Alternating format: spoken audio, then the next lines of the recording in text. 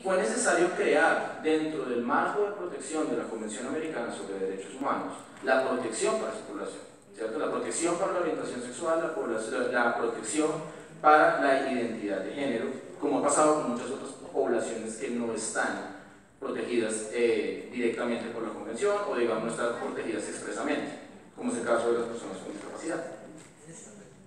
Entonces, ¿cómo se hace la construcción del discurso de protección de la población LGBTI o el discurso de protección de la orientación sexual de identidad de género? Básicamente lo que hace la Corte Interamericana es una jugada en la que nos va a recordar que la igualdad es un pilar fundamental del derecho internacional, en la que ella repite constantemente que el principio de igualdad es una norma de ius cogens que sustenta, digamos, todo el andamiaje normativo del derecho internacional de los derechos humanos.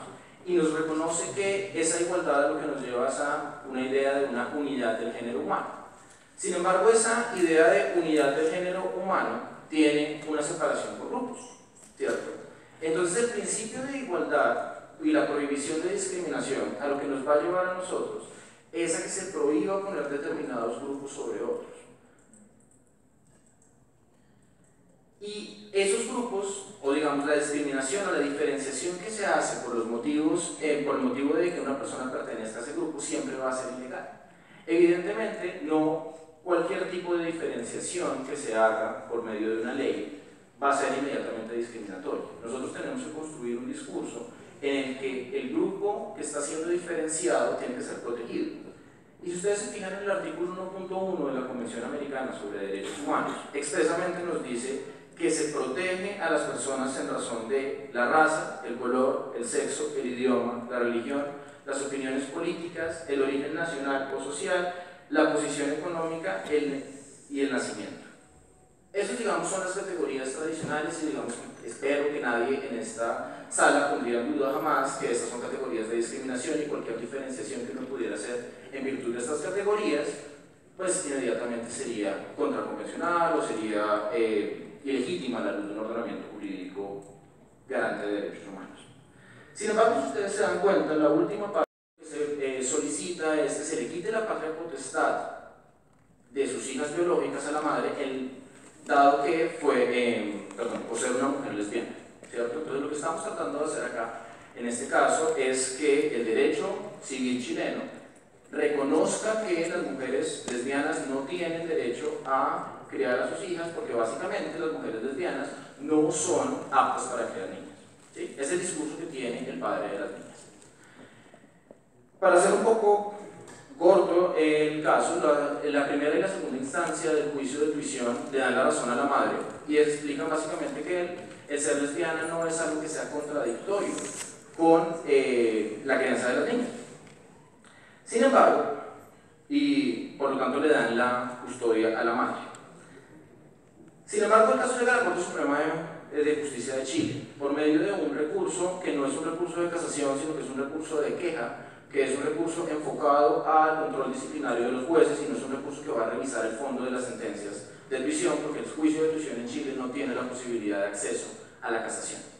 Sin embargo, la Corte Suprema de Chile se salta la naturaleza jurídica del recurso, entra a analizar de fondo el caso y decide quitarle la patria potestad de las niñas a Karen Atala, única y exclusivamente por su orientación sexual. Y básicamente lo que nos dice la Corte Suprema de Chile es esto: la madre antepuso sus intereses de sus hijas al iniciar una convivencia con su pareja. La convivencia de Karen y Emma puede ocasionar una confusión de roles en las niñas. La convivencia de las niñas con la madre las puede exponer a aislamiento y discriminación, y las niñas tienen derecho a vivir en una familia estructurada normalmente y apreciada en el medio social. Si ustedes se dan cuenta, el discurso que maneja la Corte Suprema de Chile es un discurso muy poderoso, en la medida en que está condenando a la ilegitimidad de determinados comportamientos de la madre, pero en la misma medida nos está creando o nos está cristalizando una imagen de la madre, una imagen de una madre que es básicamente asexual, una madre que no puede tener una vida más allá de sus hijos, una madre que en el momento en que se inicia una relación sentimental está poniendo sus intereses a los de sus hijos, porque la madre tiene un rol muy claro, ¿cierto? Entonces este es el discurso que crea la Corte Suprema de Chile, a recordarnos a nosotros que los instrumentos de derechos humanos son instrumentos vivos. ¿Qué quiere decir que sean instrumentos vivos? Que son instrumentos que deben ser interpretados en el transcurso del tiempo. Son instrumentos que no dicen en el contexto histórico en el que yo los estoy interpretando siempre lo mismo, ¿cierto? Que son instrumentos que se pueden ampliar. Y básicamente la Corte Interamericana se agarra de esta condición social para decirnos los criterios de protección no son taxativos. Esos criterios de protección son simplemente un ejemplo que nos da la Convención Americana, y nosotros como Corte podemos dar una interpretación evolutiva al sistema de derecho internacional y podemos proteger otro tipo de poblaciones que no estén expresamente protegidas por la Convención. Y lo que hace la Corte básicamente es un análisis de estudio comparado de derecho internacional.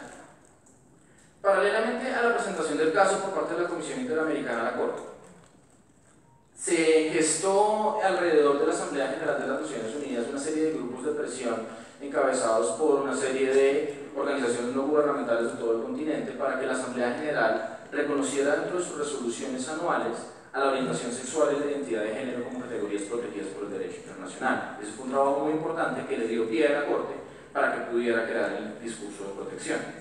Además de eso, la Corte se agarra de precedentes muy importantes de la Corte Europea de Derechos Humanos, del Comité de Derechos Humanos, del Comité de Derechos Económicos, Sociales y Culturales, donde reiteradamente estos organismos internacionales han dicho la orientación sexual y la identidad de género son categorías protegidas. Y al ser categorías protegidas, digamos, son personas que pueden ejercer legítimamente derechos dentro de una sociedad democrática. Y lo que nos dice entonces la Corte es, en virtud de este análisis comparado del derecho internacional, en virtud del estado de cosas actual del derecho internacional, y especialmente el derecho internacional latinoamericano, yo voy a incluir la orientación sexual y voy a incluir la identidad de género como categorías protegidas en el marco de la Convención Americana. Y nos dice algo muy importante, luego se lo dice a Chile básicamente, que usted dentro de su sociedad no tenga un consenso de protección para personas del mismo sexo, no es una justificación. Para personas con orientación sexual diversa o identidad de género diversa, no es una justificación para que usted perpetúe estructuras de discriminación en el tiempo. Esa falta de consenso lo que nos lleva a nosotros a pensar es que esa falta de consenso nos permite concluir que hay efectivamente una discriminación. En la medida en que ciertas personas son vistas como ilegítimas, que ciertas personas son vistas como con proyectos de vida de segunda categoría. Entonces eso era lo primero que les quería contar, evidentemente de una manera muy breve. Cómo el derecho internacional de los derechos humanos en su estado de cosas actual puede considerar a una persona como que merece especial protección de una manera amplia y evolutiva, y que no hay ningún instrumento en el derecho internacional actual que nos diga exactamente cuáles son las categorías taxativas de protección. Eso quiere decir que nosotros podemos jugar argumentativamente un poco frente a los tribunales internacionales para lograr que ciertos discursos sean legitimados de determinada manera y crear espacios de protección para determinada población. ¿Cuál es el efecto o el impacto que tiene esto dentro del caso Atala? ¿Qué pasa? Y entramos un poco en lo que nos convoca en este congreso, en el tema de reparación, porque es importante tener este enfoque diferencial de reparación. Básicamente la Corte nos va a recordar que el derecho internacional y la Convención Americana, en su artículo 63, establecen que cualquier vulneración de derechos humanos o cualquier vulneración del derecho internacional lleva a que se necesite una restitución de derechos. Y al no ser esa restitución in íntegro, como lo denomina la Corte, posible, se tiene que entrar a hacer una reparación. Pero lo interesante de estas reparaciones ante la Corte Interamericana de Derechos Humanos es que la Corte es bastante creativa. Estas reparaciones no son exclusivamente de carácter pecuniario, en la medida en que la Corte ha entendido tradicionalmente que las reparaciones de la Corte pueden también corregir situaciones generales o estructurales dentro de los estados. ¿Esto qué quiere decir? Las reparaciones de la Corte no solamente están enfocadas a un caso concreto, sino que pueden ser estructurales. Voy a pasar estas dos rápido. Y básicamente lo que nos ordena la Corte en dos niveles en el caso Atala es, primero, dar rehabilitación, dar un tratamiento médico y adecuado a Karen Atala y a sus hijas. Karen no solicitó que las niñas se le devolvieran, entonces eso no lo habla la Corte jamás dentro de su decisión. Además de eso, la Corte le ordenó al Estado chileno medidas de satisfacción, como la publicación de la sentencia y la realización de un acto público de reconocimiento de responsabilidad, lo cual es muy importante dentro de un Estado como el chileno, que es bastante conservador, en la medida que ministros de Estado, el presidente de la Corte Suprema de Chile, altos funcionarios del Estado reconocieron la vulneración de derechos humanos y reconocieron la responsabilidad internacional del Estado. Pero lo más interesante, digamos, es que la Corte no se niega a ordenar medidas de reparación en carácter global. Y eso básicamente, ¿a qué es a lo que nosotros nos lleva? La Corte ordena un programa de capacitación para todos los funcionarios del Estado.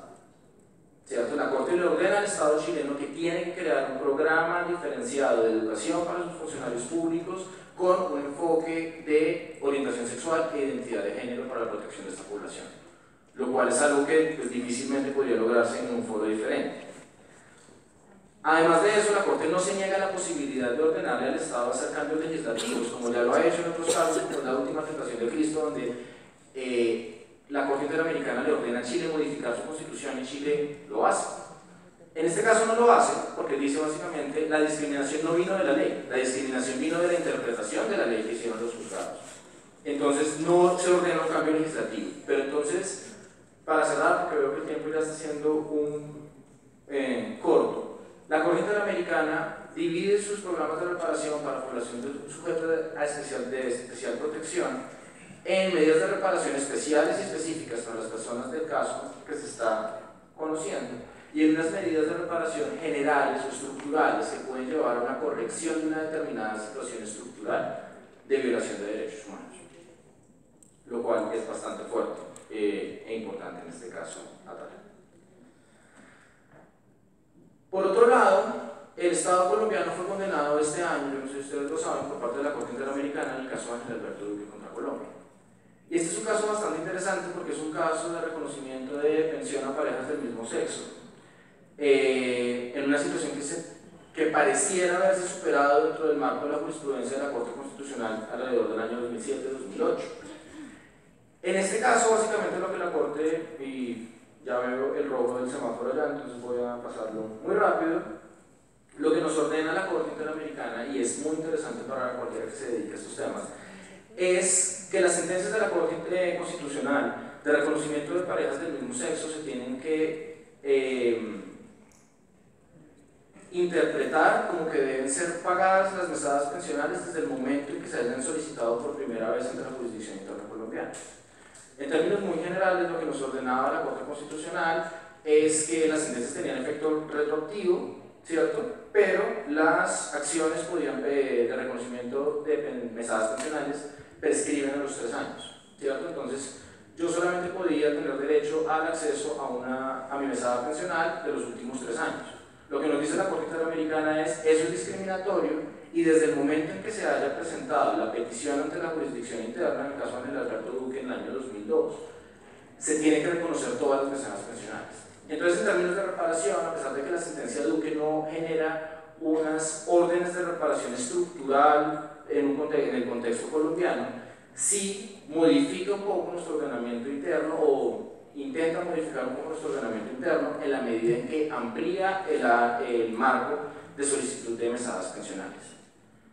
Y eso era básicamente lo que les quería decir. Muchas gracias.